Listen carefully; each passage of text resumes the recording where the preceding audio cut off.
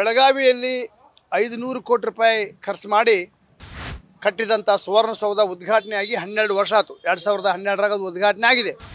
ಇಲ್ಲಿವರೆಗೆ ಅದರ ಸಂರಕ್ಷಣೆ ಆಗಲಿ ಮೇಂಟೆನೆನ್ಸ್ ಆಗಲಿ ಸರಿಯಾಗಿ ಆಗ್ತಾಯಿಲ್ಲ. ಈಗ ನೋಡಿ, ಅದು ಸಂಪೂರ್ಣ ಹಸಿರುಮಯ ಆಗೈತಿ, ಪಾಚಿಗಟ್ಟಿದ್ರಿಂದ ಅದೊಂದು ನಮೂನಿ ಹಸಿರು ಸುವರ್ಣಸೌಧ ಆಗೈತಿ. ಆ ಸುವರ್ಣಸೌಧ ಸದ್ಬಳಕೆ ಆಗದೇ ಇರೋದಕ್ಕೆ ಕಾರಣ ಜಿಲ್ಲಾ ಮಟ್ಟದ ಕಚೇರಿಗಳಲ್ಲಿ ಹಾಕಿಬಿಟ್ರು. ಇದರಿಂದ ಸಾರ್ವಜನಿಕಗೂ ತೊಂದರೆ ಆಯಿತು, ಆಮೇಲೆ ಆಡಳಿತಾತ್ಮಕವೂ ತೊಂದರೆ ಆಗಿದ್ದಾವೆ. ಅಲ್ಲೇ ಏನಾದರೂ ನೀವು ಪ್ರಮುಖ ಕಚೇರಿಗಳನ್ನ ಬೆಂಗಳೂರಿಂದ ಇಲ್ಲಿ ಸ್ಥಳಾಂತರ ಮಾಡಿದ್ದಾದ್ರೆ ಅದು ಸದ್ಬಳಕೆ ಆಗತ್ತೆ, ಸಂರಕ್ಷಣೆ ಆಗುತ್ತೆ ಅಂತ ನಮ್ಮ ಭಾವನೆ. ನಾವು 2012 ನಂತರ ಅನೇಕ ಸಲ ಹೇಳಿದ್ದೀವಿ, ಅದರ ಮೇಂಟೆನೆನ್ಸ್ಗೆ ಸಾಕಷ್ಟು ಗ್ರ್ಯಾಂಟ್ ಐತೆ. ವರ್ಷಕ್ಕೆ ಒಂದು 5 ಕೋಟಿ ರೂಪಾಯಿ ಖರ್ಚು ಮಾಡ್ತಾರೆ. ಅದು ಮಳೆಗಾಲದಾಗ ಪಾಚಿಗಟ್ಟಿ ಹಸಿರಾಗ್ತೈತೆ ಅಂತೇಳಿ ಬೆಂಗಳೂರು ಅಧಿಕಾರಿಗಳ ಒಂದು ವಾದ. ಆದರೆ ನಾವೇನು ಹೇಳ್ತೀವಿ, ಬೆಂಗಳೂರಾಗ ಸಾಕಷ್ಟು ಮಳೆ ಬೀಳ್ತೈತಿ. ಸಾಕಷ್ಟು ಮಳೆ ಬಿದ್ದಾಗೂ ಸಹಿತ ಬೆಂಗಳೂರಿನ ವಿಧಾನಸೌಧ ಈ ರೀತಿ ಹೆಸರಾಗಿದ್ದು ನಾವು ಅಂಕ ನೋಡಿಲ್ಲ. ಇದಕ್ಕೆ ಕಾರಣ ಏನಂದ್ರೆ ಅಧಿಕಾರಿಗಳು ಮತ್ತು ಗುತ್ತಿಗೆದಾರರು ಸರಿಯಾಗಿ ಅದನ್ನು ನಿರ್ವಹಿಸುವಲ್ಲಿ ವಿಫಲಾಗ್ಯಾರ ಅಂತ ನನ್ನ ಭಾವನೆ. ಯಾಕಂದರೆ ಈ ಸುವರ್ಣಸೌಧದ ನೇರವಾದ ಆಡಳಿತ ವಿಧಾನಸಭಾಧ್ಯಕ್ಷರು ಮತ್ತು ವಿಧಾನಸಭಾಪತಿಗಳ ಅವರಲ್ಲಿ ಅಡ್ಡಿದೆ. ಆದ್ದರಿಂದ ಇಬ್ಬರು ಸಭಾಧ್ಯಕ್ಷರು ಮತ್ತು ಸಭಾಪತಿಗಳು ಈ ಅಧಿಕಾರಿಗಳ ಸಭೆ ಕರೆದು ಕಟ್ಟುನಿಟ್ಟಿನ ಎಚ್ಚರಿಕೆ ಕೊಡಬೇಕು. ಇಲ್ಲಾಂದ್ರೆ ಇವತ್ತು ಸುವರ್ಣಸೌಧವಾಗಿ ಹಸಿರು ಸುವರ್ಣಸೌಧ ಆಗೈತಿ, ಪಾಚಿಗಟ್ಟಿದ ಸುವರ್ಣಸೌಧ ಆಗೈತಿ. ಆ ನಡುಕಂಬಿಕೆ ತಕರ ಬಂದು ಕೆಲವು ಕಡೆ ಸೋರ್ದ ಅಂತ ಹೇಳಿ ಅದು ಸೋರುವ ಸುವರ್ಣಸೌಧ ಆಗೈತಿ. ಆದ್ದರಿಂದ ಅದನ್ನು ಸರಿಯಾಗಿ ಸದ್ಬಳಕೆ ಮಾಡಿರಿ ಒಂದು, ಇಲ್ಲಾಂದ್ರೆ ಸರ್ಕಾರಿ ಉಗ್ರಾಣ ಮಾಡಿರಿ ಒಂದು. ಈ ರೀತಿ ಮಾಡೋದ್ರಿಂದ ನೀವು 500 ಕೋಟಿ ರೂಪಾಯಿ ವೆಚ್ಚವನ್ನು ಮಾಡಿದ್ದು ಅದು ಹೊಳೆಯಲ್ಲಿ ಹುಣಸೆ ಹಣ್ಣು ತೊಳೆದಾಕದಂತ ನನ್ನ ಅಭಿಪ್ರಾಯ. ಈ ರೀತಿ ಆಗಬೇಕಾದ್ರೆ ಅದಕ್ಕೆ ಬೆಂಗಳೂರಿನಲ್ಲಿ ಹಿರಿಯ ಅಧಿಕಾರಿಗಳು ಬೆಳಗಾವಿಯ ಸುವರ್ಣಸೌಧವನ್ನು ನಿರ್ಲಕ್ಷ್ಯ ಮಾಡೋದೇ ಇದಕ್ಕೆ ಕಾರಣ. ಯಾಕಂದ್ರೆ ಇದರ ಆಡಳಿತ ಬೆಳಗಾವಿಲಿಲ್ಲ. ಸುವರ್ಣಸೌಧ ಸಂಪೂರ್ಣ ನಿಯಂತ್ರಣ ಬೆಂಗಳೂರಿನ ಅಧಿಕಾರಿಗಳಿಗೆ ಐತಿ.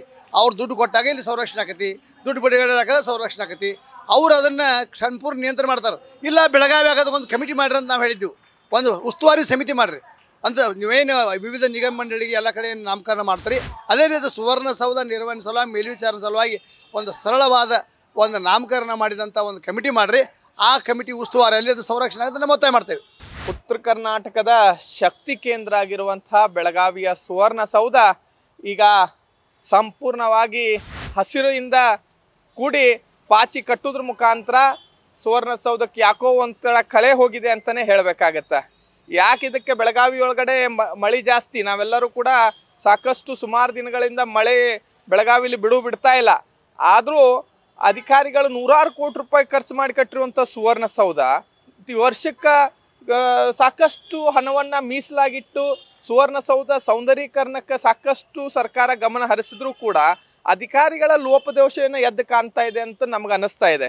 ಯಾಕಂದರೆ ಇವತ್ತು ನೋಡ್ರಿ, ತಮ್ಮೆಲ್ಲರ ಮುಖಾಂತರ ನಾವು ಕೂಡ ಒಂದು ಬೆಳಗಾವಿಯ ಜವಾಬ್ದಾರಿಯಾದಂಥ ನಾಗರಿಕರು ಕೂಡ ಅದನ್ನು ಪ್ರಶ್ನೆ ಮಾಡಬೇಕಾಗಿದೆ. ತಮ್ಮೆಲ್ಲರ ಮಾಧ್ಯಮ, ವಿಶೇಷವಾಗಿ ನಾನು ಮಾಧ್ಯಮಕ್ಕೆ ಧನ್ಯವಾದಗಳನ್ನು ಹೇಳ್ತಾ ಇದ್ದೀನಿ. ಯಾಕಂದರೆ ಒಂದು ಆ ಸುವರ್ಣಸೌಧ ಈ ಭಾಗದ ಜನರಿಗೆ ಒಂದು ಇಡೀ ಕರ್ನಾಟಕಕ್ಕೆ ಒಂದು ಕಿರೀಟ ಅಂತಲೇ ಹೇಳಬೇಕು. ಯಾಕಂದರೆ ಅದು ಹೆದ್ದಾರಿ ಪಕ್ಕದಲ್ಲಿರೋದ್ರಿಂದ ಬೇರೆ ಬೇರೆ ರಾಜ್ಯದ ಜನ ಕೂಡ ಆ ಭಾಗದಿಂದ ಸಂಚರಿಸುವಂಥ ಸಂದರ್ಭದಲ್ಲಿ ನಿಂತು ಒಂದು ಭಾವಚಿತ್ರಗಳನ್ನು ತಕ್ಕೋ ಮುಖಾಂತರ ದೇಶ ವಿದೇಶಕ್ಕೂ ಕೂಡ ಆ ಸುವರ್ಣಸೌಧ ಹೋಗ್ತಾ ಇದೆ. ಇಂಥ ಸಂದರ್ಭದಲ್ಲಿ ಅದನ್ನು ಸರಿಯಾದಂಥ ಸದ್ಬಳಕೆಯನ್ನು ಮಾಡ್ಕೊಳ್ಳದೆ ಅದನ್ನು ನಿರ್ಲಕ್ಷ್ಯವನ್ನು ವಹಿಸಿರುವಂಥ ಅಧಿಕಾರಿಗಳು ಯಾಕೆ ಇದ್ರ ಬಗ್ಗೆ ಮೌನ ವಹಿಸಿದಾರೋ ಅನ್ನೋಂಥದ್ದು ಗೊತ್ತಾಗ್ತಾ ಇಲ್ಲ. ಆದರೆ ಬೆಳಗಾವಿಗೆ ಒಂದು ಕಾಟಾಚಾರ ಅಂತೇಳಿ ಒಂದು ವರ್ಷಕ್ಕೊಂದು ಸರಿ ಅಧಿವೇಶನ ಮಾಡೋದ್ರ ಮುಖಾಂತರ ಆ ಸಂದರ್ಭದಲ್ಲಿ ಮಾತ್ರ ಈ ಸುವರ್ಣಸೌಧಕ್ಕೆ ಒಂದು ಮೇಂಟೆನೆನ್ಸ್ ಅನ್ನುವಂಥದ್ದನ್ನು ಕಾಯ್ದಿರಿಸ್ಪಡ್ತಾರೋ ಏನೋ ಗೊತ್ತಾಗ್ತಾ ಇಲ್ಲ. ಅದಕ್ಕೆ ಮಾನ್ಯ ಜಿಲ್ಲಾಡಳಿತಕ್ಕೆ ನಾನು ಇವತ್ತು ಒತ್ತಾಯನ ಮಾಡ್ತಾ ಇದ್ದೀವಿ, ತಕ್ಷಣವೇ ಅದನ್ನು ಸರಿಪಡಿಸುವಂಥ ಕೆಲಸ ಮಾಡಬೇಕು ಮತ್ತು ಯಾರು ನಿರ್ಲಕ್ಷ್ಯವನ್ನು ವಹಿಸಿದಾರೋ ಅಂಥ ಅಧಿಕಾರಿಗಳ ಮೇಲೆ ಕ್ರಮವನ್ನು ತಗೊಳ್ಬೇಕು. ನೀವು ಆದಷ್ಟು ಬೇಗ ಮಾಡಲಿಲ್ಲ ಅಂತಂದರೆ ಕರ್ನಾಟಕ ರಕ್ಷಣಾ ವೇದಿಕೆ ಅದ್ರ ಬಗ್ಗೆ ಸಂಪೂರ್ಣವಾದಂಥದ್ದು ಹೋರಾಟವನ್ನು ಮಾಡಬೇಕಾಗುತ್ತದೆ. ಹೋರಾಟದ ಹಾದಿ ಅನಿವಾರ್ಯ ಆಗುತ್ತದೆ. ಅದಕ್ಕೆ ಯಾವುದೇ ಕಾರಣಕ್ಕೂ ಅದನ್ನು ನಿರ್ಲಕ್ಷ್ಯ ವಹಿಸಬಾರ್ದು. ಇನ್ನು ಮುಂದಿನಾದರೂ ಜಿಲ್ಲಾಡಳಿತ ಸುವರ್ಣಸೌಧದ ಬಗ್ಗೆ ವಿಶೇಷವಾದಂಥ ಕಾಳಜಿಯನ್ನು ವಹಿಸಬೇಕು ಅಂತ ಒತ್ತಾಯನ ಮಾಡ್ತಾ ಇದ್ವಿ. ಬರೀ ಅಧಿವೇಶನ ಬಂದಿರದ ಸಂದರ್ಭದೊಳಗಡೆ, ಯಾಕಂದರೆ ಇಡೀ ಹೊತ್ತು ನವೆಂಬರ್ ತಿಂಗಳಲ್ಲಿ ಚಳಿಗಾಲದ ಅಧಿವೇಶನದಲ್ಲಿ ರಾಜ್ಯದ ಸಚಿವ ಸಂಪುಟವೇ ಬೆಳಗಾವಿಲಿರ್ತದೆ. ಇಡೀ ರಾಜ್ಯದ ಶಾಸಕರುಗಳು, ರಾಜ್ಯ ಸಂಬಂಧಪಟ್ಟಂಥ ಎಲ್ಲ ಹಿರಿಯ ಉನ್ನತ ಮಟ್ಟದ ಅಧಿಕಾರಿಗಳು ಕೂಡ ಬೆಳಗಾವಿಯಲ್ಲೇ ಬೀಡುಬಿಟ್ಟಿರ್ತಾರೆ.